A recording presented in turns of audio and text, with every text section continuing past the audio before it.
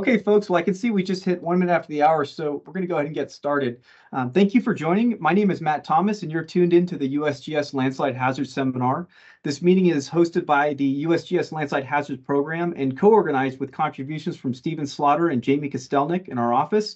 And for those of you that are new to this meeting, you have the ability to submit questions via the chat window or to use the raise your hand feature in combination with your microphone and video camera. We're going to wait until the end of today's presentation to take questions. So in the meantime, please just do your best to make sure your microphone is muted and your video camera is off when you're not intending to speak. It's my pleasure today to introduce our speakers, Chris Massey and Kerry Leith from GNS in New Zealand. They represent by far our most remote participation in the seminar, about 7,500 miles away, and they're coming today from the future tomorrow morning, relatively early morning. And so Chris is a co-lead of the GNS Cyclone Gabrielle landslide mapping project. He's an engineering geologist with more than 26 years of consultancy and research experience in the investigation and analysis of complex geological and geomechanical data for landslide and slope stability analyses, landslide monitoring, foundation design, underground surface rock support, and groundwater problems. He's applied all these skills to geohazard and risk analyses, oil and gas pipelines, highway, railway, mining engineering, and town planning projects in Africa, the Himalayas, Europe, Southeast and Central Asia, and Australasia. Kerry is a co-lead for the GNS Cyclone Gabrielle landslide mapping project, and he's an engineering geomorphologist with 11 years research experience in New Zealand, Switzerland, and Germany, and 3 years of experience as an engineering geologist in New Zealand and Scotland. He specializes in soil and rock mechanics, landscape evolution, and natural hazard assessment. His interests relate to the role of geological materials play in regulating the interaction between humans and the Earth's surface, and he uses a combination of laboratory data, geomorphological observations, and numerical modeling to gain insight into the physics of processes shaping landscapes and mechanisms defining present-day landform stability. And so with that, Chris and Kerry, thank you so much for tag teaming today's talk, and I'll let you take it away. Wow, thanks very much, Matt, and thank you for inviting us, and thanks for organising everything. It's been great. So, and thank you everybody for coming along to have a listen. So we're going to talk about Cyclone Gabrielle, which was a rather large rain event that hit New Zealand in February earlier this year. And we're going to talk specifically about the landslide response and recovery aspects of that project. And we're going to tag team it, myself and Kerry, as Matt said. And we'll take questions at the end. So thank you very much. So before we start, I'd just like to acknowledge the team of people, and it really is quite a big team. We've brought together people from the University of Canterbury, from Manaki Whenua, which is Landcare Research, the University of Auckland, and Massey University, along with a whole host of people from GNS Science, as well as our colleagues in the NIWA, which is the equivalent of GNS Science, but in the atmospheric and water research, and also Land Information New Zealand, excuse me, who kind of provide the satellite and aerial imagery data pre and post event. So it's a cast of thousands and a team of experts in all various fields. So it's a real team effort. Okay, so Met Service, which is our kind of national weather forecaster, they say that, or they said that Gabrielle is one of the worst storms to hit New Zealand in living history. Like Cyclone Bola in 1988 and Giselle, which caused the Wahine disaster, which was when a large boat was washed ashore and killed quite a lot of people. Gabrielle caused huge amounts of impact across the North Island of New Zealand, and it caused 5 people to lose their lives, and many thousands of properties were impacted by landslides and also by flooding. So the question was, why map the landslides? Well, to date, more than 100,000 landslides have been mapped. So for New Zealand, it's by far the largest mapped landslide event that we've ever mapped in the country. It's probably one of the largest international data sets that relate directly to one storm event. And the main issue was that our end users, and what we mean by our end users are central government, local government, and lifeline infrastructure providers, they needed to know with a good understanding of the spatial accuracy, where the landslides from this event and the debris associated with those landslides had occurred, and where they could occur in future rain events and also earthquake events. Because when people want to build back during the recovery phase, there is our national government has made the policy that we do not want to build back in the same places that are going to get hit again and again and again. And so the other side of this work is that this data set then will provide a valuable underpinning inventory for the development of rainfall-induced landslide forecast tools, and obviously the subsequent hazard and risk models that we use them for. The image on the right just shows the cyclone on the 14th of February. The main rain, so Auckland is located in this in the northern part of New Zealand, which is our main largest city. Wellington's in here, which is the southern part, and the main rain was essentially the upper North Island. So it extended from Northland in the very north of the country all the way down to the Hawke's Bay, which is kind of like the central part of the North Island. So it covered a huge area.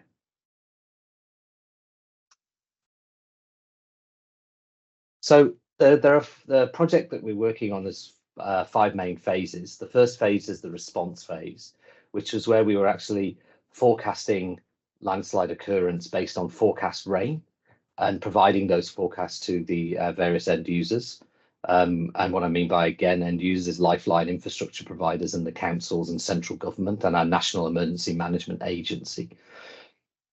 We also then went on to look at remote sensing, what data is available, what can we use before the event, post-event, and what information can we get from the different resolutions of data sets available. We then went on to landslide mapping and modeling. So this is where we map the landslide distributions. And then we had some obviously site-specific analyses where there were individual landslides which were causing potential hazards and risks to people's lives and infrastructure because of landslide dam breach at Tokomaru Bay, and in Auckland, some large areas of ground deformation. And then the fifth phase is the kind of ongoing phase, which is the landslide hazard forecasting to feed into the various government requirements for rebuilding and rebuilding back better. The funding comes from central government. EWP is Extreme Weather Platform. MB is the Ministry for Business, Innovation and Employment. So it's about 1.65 million in total over a year. So it's a pretty short timeline. So we need lots of people to help, and we have got lots of people to help, hence the team effort. So what's really important, though, is that we also ensure that whatever we're doing delivers the outcomes that our end users want. And so the outcomes that our end users want, we spent quite a lot of time talking to them to find out what it is they actually wanted. And our stakeholders and end users, what they wanted to know, like I said before, is where landslides have occurred immediately after the event, or as quickly as possible after the event, so that they can triage those areas of higher impact and potential risk. And then as time goes by, getting more clarity on those locations and the severity of the landsliding. And then right towards the end of the program, so in December 2023, so coming up, then the idea is that our end users will have a better idea of where landslides could occur in the future, because we will incorporate the data set that we're mapping from Gabrielle with other pre-Gabrielle landslide data sets, of which we have a few for these areas that were affected. So the timelines then essentially were immediate response in the first few days, all the way through to now the mapping and modelling for the future land use planning. So one of the first things we did, which is relatively new in New Zealand, is that we used a rainfall-induced landslide forecast model that had already been trained for the northern part of New Zealand as part of a research programme previously that was existing. And we were already had rainfall forecasts coming from our agency that provides such forecasts. And so we'd set up a trial kind of forecast tool to try to used rainfall forecasts to generate landslide probability maps in near real time. So essentially, we were doing this every 6 hours, but we could have done it every hour. But the forecast that we were getting, because it was a research product, was essentially every 6 hours, and it's forecast over the next 48 hours. So we use the maximum 24-hour rain over a 48-hour window, and it's a rolling 6-hour window. And so what we do is those forecasts, the rain forecasts, are taken into the model, and the landslide probabilities are calculated based on those rain forecasts. And then what we did then for this, for Cyclone Gabrielle, because we had a few days of kind of heads up, there's some big stuff coming. We talked to our end users about what it is they wanted, and they said, well, we want an idea of where the worst homes are going to, where the largest number of homes might be affected, which lengths of roads might be badly affected, and where the rail network might be really badly affected too. So we then turned our rainfall forecasts into impact forecasts. So looking at the number of homes that might be impacted, the lengths of roads, number of landslides per length of road, number of landslides per length of rail, to try to get to give them something a little bit more useful about where to look for landslides. Now, of course, these forecasts are going to be wrong because it's forecast data of rain, and also the models are not obviously trained on the post-event landslides, because it's impossible to do that at this point. And so the idea was just to give people an idea of the severity and, hey, where to look. So that's running essentially 48 hours before the rain starts to actually fall. And so we're doing those every 6 hours. So once the rain starts to actually fall, then we start to get media and both news media and social media accounts of where the landslides are. And so what we do then is we collate that information, and we create essentially cluster maps, like the map in the middle there. And those are essentially landslide photo and media reports that we've clustered to give us a bit of an indication of where the problem areas might be, which we can then obviously then start to use the rain data as it comes in from the rain gauges and from the rain radar. And so we can then start to kind of get a bit of a better intelligence with regards to where the landslides have actually occurred. And so we can start then using that information and reporting that to our end users about, well, we've just had loads of notification that there's a lot of clustering of landslides in Hawke's Bay. So Hawke's Bay is this area here, in Gisborne, in Auckland, in Coromandel, and in Northland. And so we can now start to say, well, okay, we're going to now, next phase is we're going to send out helicopter recon teams, and we're going to survey these areas to get an understanding of the actual landslide occurrences. Because remember, these are news media, so it's based on where people have actually been. So we had 5 teams. So this is the first few days after the rain. We had 5 teams. They were dispatched to the 6 regions that were affected. We took about 17,000 photographs that are all georeferenced using a set process. And these photos and observations were updated to our end users essentially the evening that the flights were done. So the flights were done over a series of days, because it's a large area. And as soon as the photographs are taken at the end of the day, they're uploaded and made available. And this kind of ended up, we used Fulcrum, some of you might be aware of it, which is a live data collection and cross-platform dissemination kind of app that allows the information that we're capturing in the field in the helicopter to actually be live updated to the end user. And this is some of the examples. So the left-hand diagram just shows some of the observation points. Then you've got the kind of what people are actually writing when they're in the helicopter, because the helicopter, we've typically got 2 people in each helicopter at least, 1 person doing the photographs, 1 person taking notes, and on an iPad or a tablet that gets uploaded live. And then this is what the end user sees. So this is kind of the live feed, so they can see where isolated houses near a certain location might have a problem. And we use a set format, so there's a set agreed standard for the data collection, because we've got 5 teams with, at least 2 people per team, so we really have to be careful. So that's kind of the process for that first few days. We've done the landslide forecasting, and then we've gone on to the landslide helicopter reconnaissance to get a bit of a feel for where things are. And we're doing that so then we can start homing in on where the landslides are, what they're like, and what resolutions of imagery are we going to actually need to capture the landslide processes that we're seeing observed in the helicopter, from the helicopter.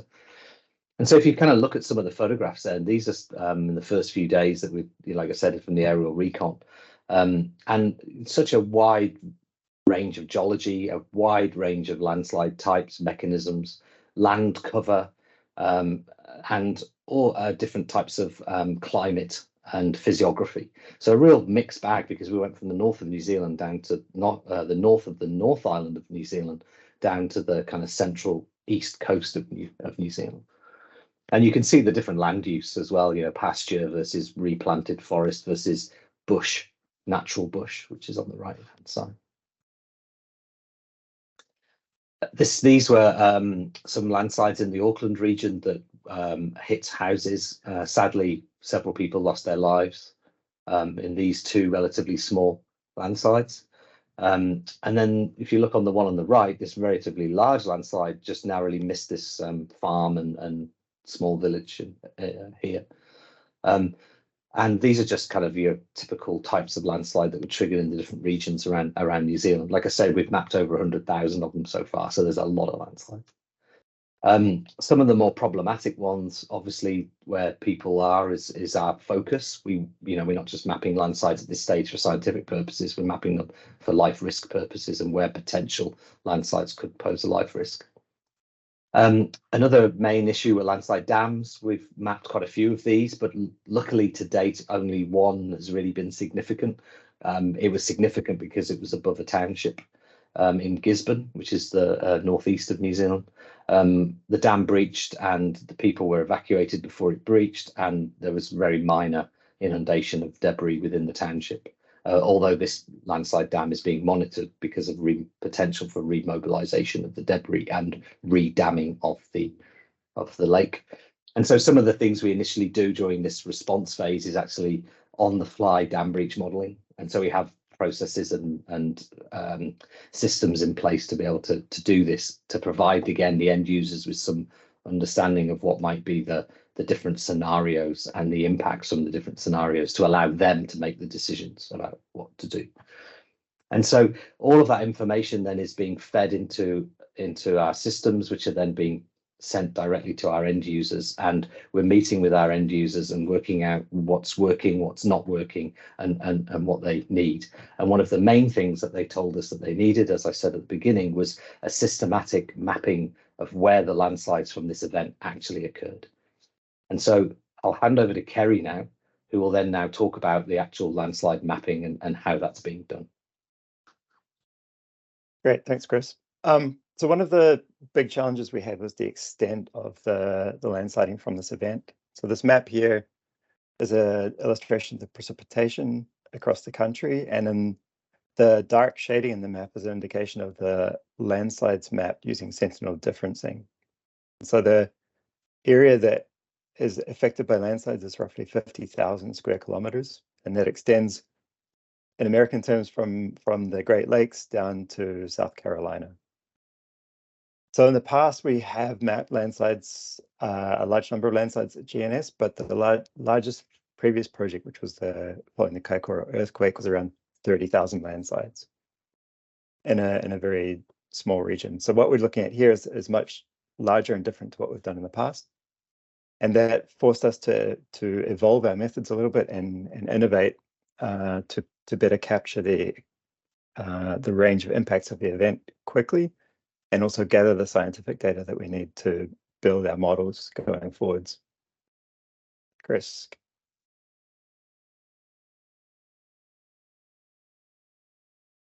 Right, so previously landslides have been mapped following these events using a number of different techniques. So the different options we looked at were mapping with points, in which we gather essentially the center of the landslide source. But we don't get many attributes. It's quite fast, but it's arguably not that much better than sentinel differencing. Next.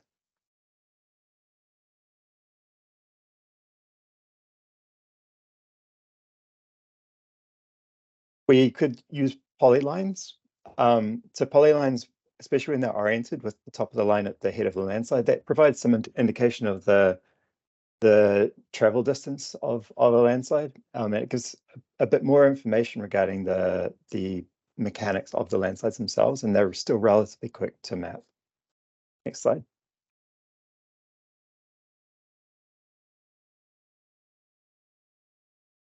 And lastly, there's polygons. So if we're mapping polygons, that gives us really good spatial awareness of the extent of the debris. But it requires mappers to make a lot of decisions regarding the margins of source areas, the margins of debris deposition, the transition from one to the other. And it can be time consuming to gather this kind of data. So we ran a mapping trial, and we looked at the speed of mapping points versus polylines versus polygons.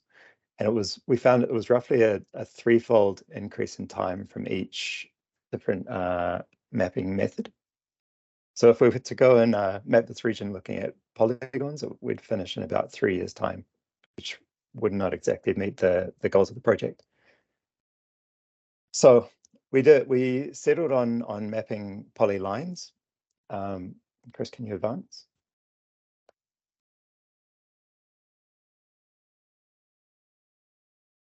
And in order to gather data in a timely manner using these polylines, we divided the mapping area up into grid cells. So each grid cell is roughly 5 kilometers wide by 2.5 kilometers high.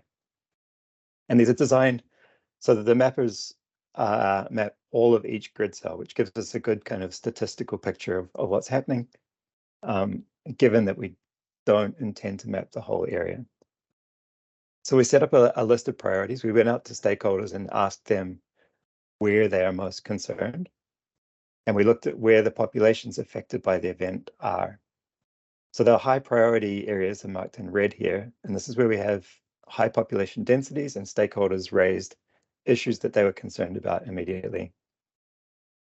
Moderate priority regions were regions in which we have high population density still, but we didn't get any direct feedback from stakeholders. So there's a large number of groups that we contacted, and everyone was quite busy with their own tasks. So we received feedback from power providers, rail, infrastructure, but some didn't get back to us.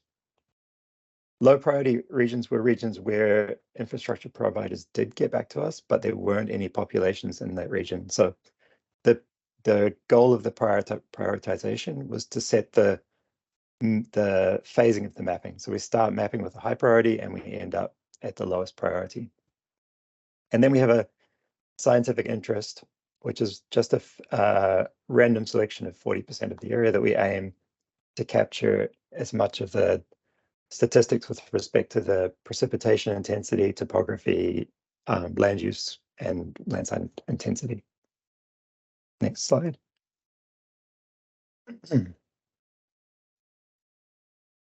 So to do this, excuse me, to get into this, we put together a team of 25 experienced mappers and support staff from GNS. We have 12 students who are helping us with the mapping. And this provides us an opportunity to get a lot of work done for a relatively low cost, and also train the next generation of landslide researchers. We've worked through a really rigorous set of instructions. We have a 90-page document that describes to each mapper how to open the project, how to get started, how to describe different features to maintain consistency across the project. And the mapping is being verified by GNS team members and 2 external quality control mappers from a different organization. All the data that we used is stored in the cloud. It's live to all the mappers and reviewers, and it's being passed out live using an ArcGIS feature server to all of the stakeholders. So we have essentially one source of data that's backed up on a daily basis. Chris.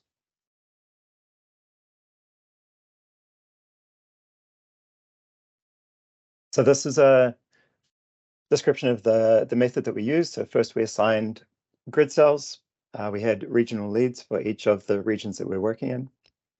We gathered aerial imagery from satellite sources, aerial photography. We assign mappers to the cell. The mappers change the cell to being in progress when they start mapping. When they finish mapping, they set the cell to being for review.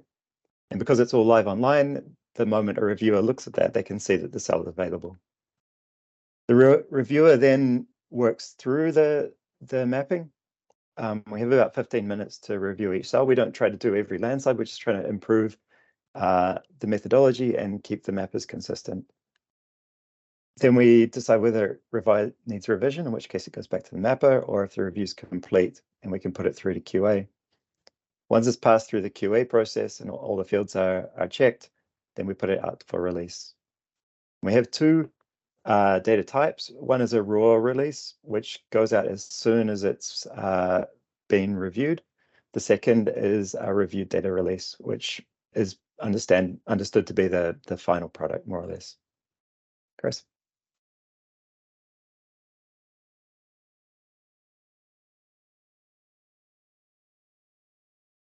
Right, so in order to get this done at a collaborative level with relatively untrained mappers, we settled on using the QGIS platform. So the main reasons for this is that it allowed us to provide the entire project as a single file. It's around about 150 megabytes. All of the data is live online from Lens or GNS. And the QGIS platform doesn't have any licensing issues, so we're able to distribute it to all of our team members, and they can get going without having to worry about licensing.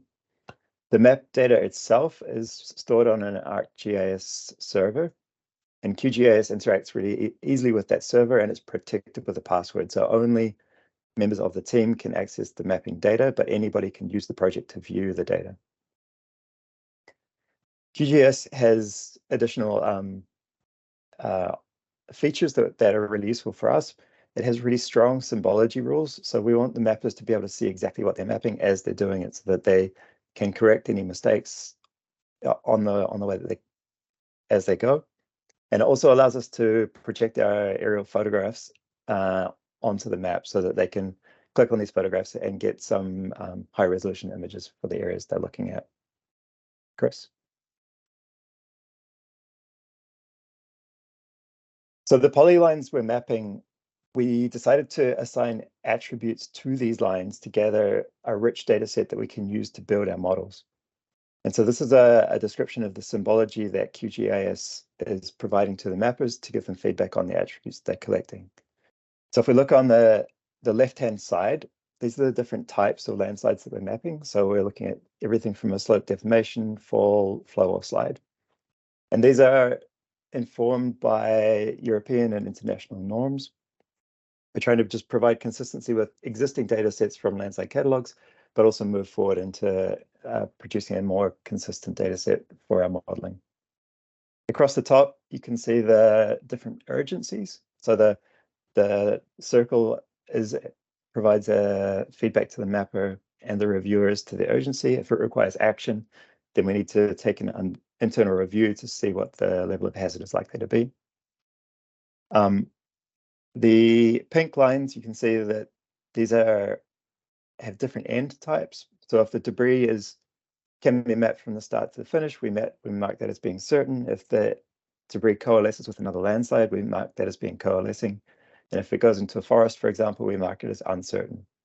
This is important because the bottom point of the line indicates where the debris is extended to, and it also provides a fiber showing angle for our modeling. We map debris trails or accumulation with a brown line. So this is where we don't know where the material came from. Or if debris is merged from multiple landslides, then we also mark it with an accumulation or debris trail. And the material that the landslides are founded in is recorded in by the hatching within the symbol. So we have rock, highly degraded bedrock or earth, soil or debris, artificial fill, and trees and soil. And these are effectively the describers that help indicate the mechanics and the depth of the landslide. So in the future, we might use these to understand area volume scaling relationships using LiDAR differencing, or look at the modeling in terms of momentum and velocity of flows. Chris. So here's an example from mappers. So we can see immediately these 3 landslides down the bottom. The point size is scaled by the area that the mapper has selected. And we're using natural language terms for area to aid the mappers and also aid the discussion of information. So we have a fridge, a car, a truck, a house, a football field kind of size landslides, rather than units, which don't mean a lot to people.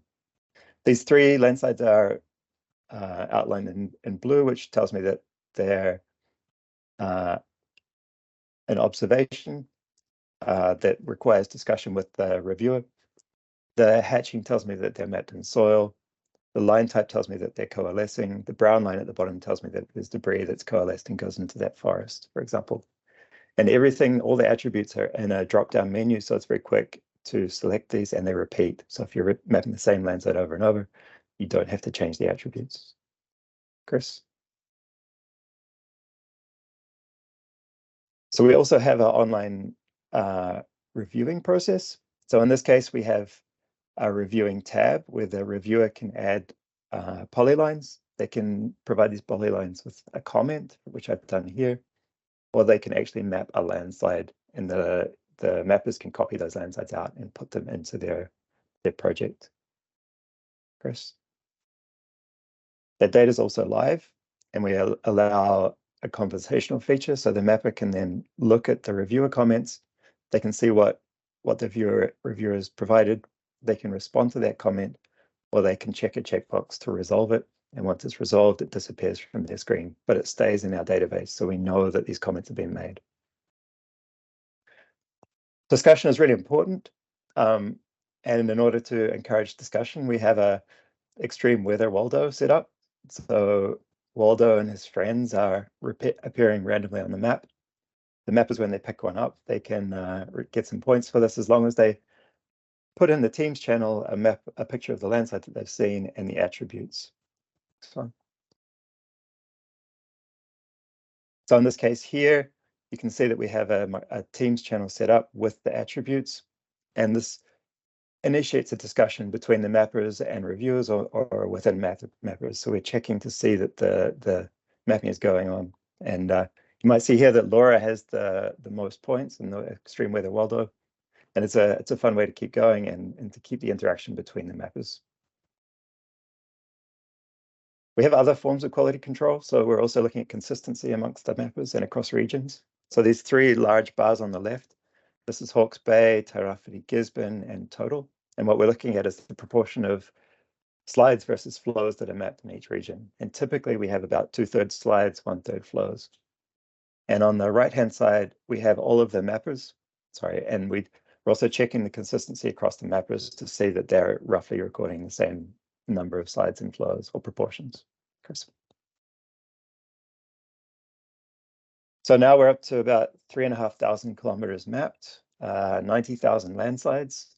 Kuba's seen the largest area, and Imogen is at 14.5%, despite the fact she's seen more wallies. So she may be a more careful mapper than Kuba is. Chris? So this is just a really quick overview of some of the data. So that pie chart on the left indicates that 50% of the landslides we've mapped are bus or a large truck in size. These are natural language terms.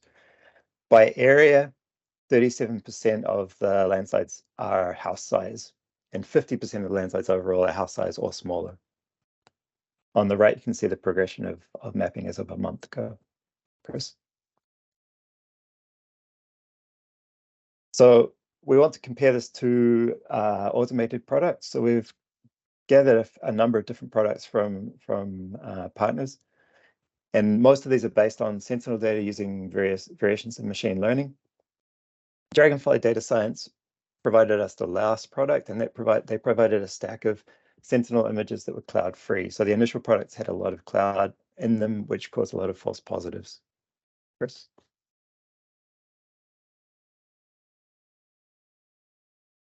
So simply because the Dragonfly product had the least cloud cover in that, we were able to look at the difference between the Sentinel-2 differencing and the map landslides. Here, all of the red circles indicate landslides that are not in the Sentinel dataset. And we find that about 30% of the landslides are being missed by Sentinel. And of that, 65% of them are house size or smaller, which make a difference if they hit a house. It's also clear that we have a lot of false positives in the Sentinel data, and we haven't looked at that yet, but we feel like we're getting a good picture of where it works and where it doesn't. Chris? Oh, we can skip this one, I think. So how do we use this data? This is a really quick example of a model that's run regionally, and you can see that we have mapped landslides and we have modeled landslide flows. And this allows us to start to look at hazard polygons. Next slide.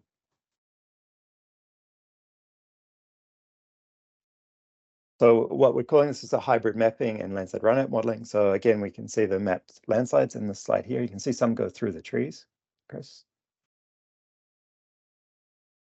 Using a really simple runout model from Vickman in 2017, known as the GPP model, we can initiate this model using the mapped polylines and the attributes. And you can see here, in this case, we can actually flow material down on a LiDAR DEM at 1 meter resolution through the bush. So we can track that sediment down through the bush, and that helps us understand where it's coming from and where it goes. Next slide. We can also see the sediment deposition, so we can start to track the amount of sediment that's moving through the system. Ecosystems were really badly damaged. We had reports of surveys in the river systems where there was absolutely no life whatsoever. So we're very interested in the movement and sediment and how long it's going to take to recover these systems.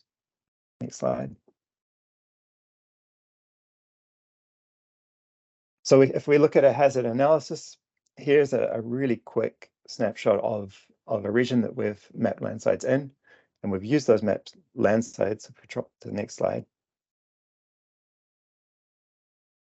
to feed the inputs for landslide hazard or runout model. So using the GPP model again, with no susceptibility aside from the topography, we're able to start to learn where landslides are likely to be impacting areas. And this is work in progress, but I think it shows that the method is helping us. Chris, I think you're next.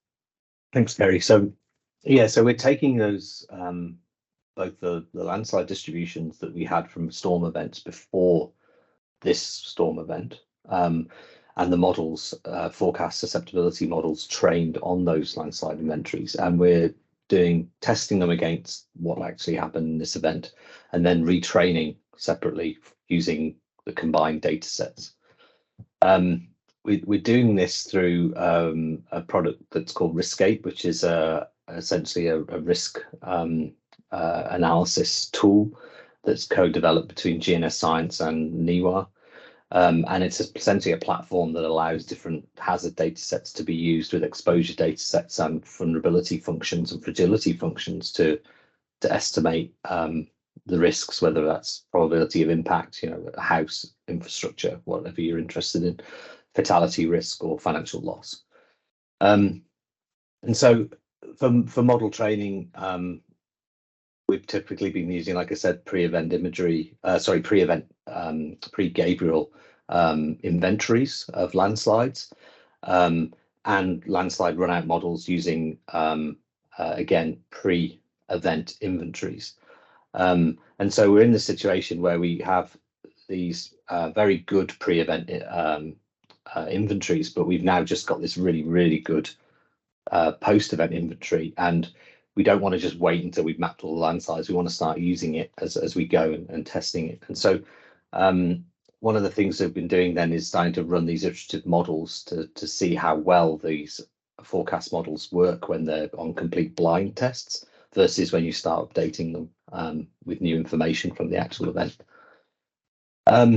So the models that we use, a combination of logistic regression, Bayesian belief network, and AI-based models. We actually find that logistic regression actually performs almost as well as the AI-based deep learning models, mainly because we're training on such large data sets. The way the AI models work for us is that they are much better when the data sets are very limited. You only need to train them on a very small amount of data.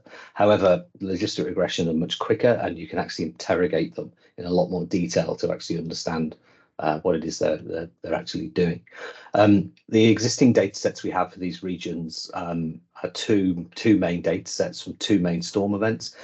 94,000 landslides they generated separately. One was about 15 to 20,000, and the other one was the difference.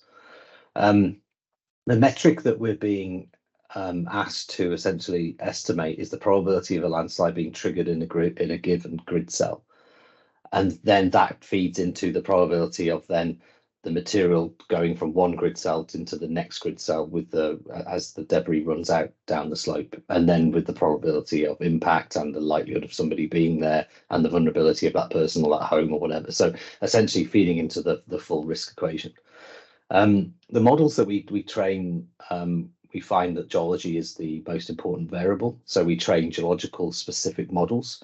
And for those of you who use kind of logistic regression and other types of modeling, we essentially break the data into the geological materials, and then we train models on the different variables, continuous predictor variables within each of those geological groups. Other variables that we find to be really important that we use for this, obviously it's a typical slope angle, the amount of rain. So we link the storm events and the rain in those storm events and to the actual landslide severity. So this means that we can scale the landslide forecasts because we're using highly unbalanced data sets. So essentially what this means is that when we forecast the using a rain amount, a 24-hour rain amount, we should get an indication of the number of grid cells that might actually be landslides, which is one of the metrics we can use to then validate the forecast models. Land cover we've found to be a really important control. Like most people, soil moisture deficit less so, slope aspect less so, and curvature it's useful, but it's not a must-have. So like I said, what we do is we use 24-hour rain, the maximum 24-hour rain, and the soil moisture. So we've trained the models then on these previous events in 2012 and 2018. Then we forecast using the rainfall from Cyclone Gabrielle and the soil moisture deficit at the start of the rain event. And then we produce a forecast. So the map on the right is the landslide susceptibility forecast for Cyclone Gabrielle. The blue grids, I'm colorblind, I think they might be purple, but I think they're blue. They are the actual high priority grid cells that have been completely mapped using the process that Kerry's just outlined. And so what we'll do now is we'll just look at some of these forecast outputs for the Napier region. And so this is now going into a bit more detail. So this is the Napier region and Hastings, which is one of the areas that was really badly hit, one of the worst areas that was hit. The area in here are the grid cells that have been mapped, the high priority grid cells, and the weird what look like catchments are actually slope units. So these were defined by Massimiliano Avioli for us using his 2016 model to derive slope units. And what we can then do is we can then use these slope units as the basis for the comparison. So we do that by looking at where are the landslides within the slope units from the map Gabrielle landslide distribution, and we can then compare those with the landslide forecast probabilities that are forecast using models trained on the pre-Gabrielle data sets using the rainfall from the event itself. And so you look on the right hand side, you can see the points. Each one of these points is one of those landslide source regions that we have mapped. And what we can do then is we can then start looking at the forecast versus the actual comparison. And again, because we're linking these forecast models to actual magnitudes of rain and therefore the severity of landslides, we can start to look at how well they perform in both their spatial accuracy, so how well do they predict a landslide occurring in a particular grid cell, versus how well they capture the number of grid cells that are likely to be landslides across the whole region. And the right-hand side plot is essentially the cumulative rainfall-induced landslide source cells. This is actually the sources that are mapped from Gabrielle in those high-priority grid cells. versus the cumulative REL forecast for the source cells done per slope unit. And so really what you're looking for is a line of 1-to-1, but obviously what we're doing here is we're actually slightly over forecasting, which could be good. But again, that's because we're not using any of these data sets from Gabrielle. We're, as a training exercise, we're actually trying to forecast the Gabrielle landslide distribution completely independently using different data. So the mean difference is typically 1 ± 12 at one standard deviation, and that's between the forecast source cell count versus the mapped source cell count. But really, the accuracy of the models is not great. You know, this is the residual plot at the bottom here, which is essentially showing the actual versus the forecast mapping per slope unit. So whilst we might be capturing the kind of magnitude of the event with regards to the numbers of grid cells that might be generating landslides, we're not actually mapping, we're not identifying which slope units are particularly worse than others in any particular accuracy. Hence why we've got one of Waldo's wizards, or whatever he's called here. So, do we have some hope? Can we use this kind of stuff? It's kind of useful because it does get our end users in the right place about where to look. So then the next phase of that, obviously, we're going through at the moment is we've got a lot of houses, over 1,500 homes that were impacted by floods and landslides. And so each one of those is requiring a landslide risk analysis or a flooding analysis, or in some cases both. And so this is where this data set that we've generated now is being used to retrain the landslide runout models. And Kerry just talked about the GPP model, but we've also got the Fabershung models as well that we're using and retraining. And we've got different volume classes, different volume sizes that we need to model. And again, combining those different volume classes, different volume types, different landslide types, sorry, and with the susceptibility models is forming the basis of the risk-based analysis, which is what we're currently into now. So we're at a point where we're retraining and we're using the data sets, but we've still got some way to go before we actually generate any risk-based products, which we hope to be able to do in the next few months.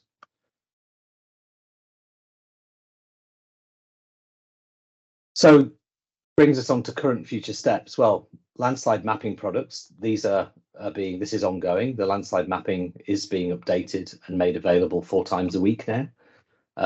To our end users. As Kerry mentioned before, the 2 products that we're throwing out are the raw data and then the QA data, which is essentially the end product. We're providing it to anybody. The idea is that it's all open at the end. And if people wanted it, they could more than happily send us an email and we can add you to the AGOL server so you can get access to the data if you're interested in that. The bit work that's running in tandem now is the hazard and risk products. And so the landslide, rainfall-induced landslide probability modelling is being retrained.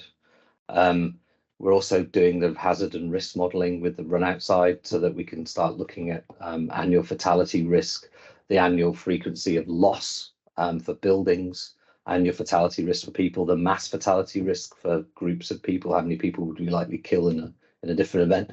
The other thing we have to be really mindful of here is that this area is also seismic, and so whilst it's okay to relocate or retreat from an area of high rainfall-induced landslide risk or flooding risk, we don't then want to relocate and create new housing estates and villages and towns in areas that might suffer from earthquake-induced landslides. And remember, the Napier earthquake in the 1930s was pretty significant and did a lot of damage in this region. And there's been multiple previous earthquake events. The science issues then that are kind of really interesting that we've identified and we're working on at the moment is the role of vegetation and essentially the plantation forest versus indigenous forest versus pasture and how the different stages of those vegetation growth cycles on the landscape. Also the role of slope channel coupling. We've generated all this sediment from the landslides. Where's it going to go? How much time is it going to take for that sediment to track through the system, and what hazard and risk will that sediment pose to people and infrastructure downstream, and the ecology and aquaculture as it reaches the coast. And the other question that we've been given is, well, what's the role of climate change in the region on landslides, and how can we incorporate these climate change forecasts on rainfall and soil moisture into our landslide risk models? And that's one of the reasons why we link our landslide susceptibility models at the beginning of this process to rain and soil moisture, because we can then change the input rain and soil moisture and create the subsequent risk outputs using those climate change forecasts, which we've done several times here in New Zealand already for different parts of the country. Okay, so that brings us to the end.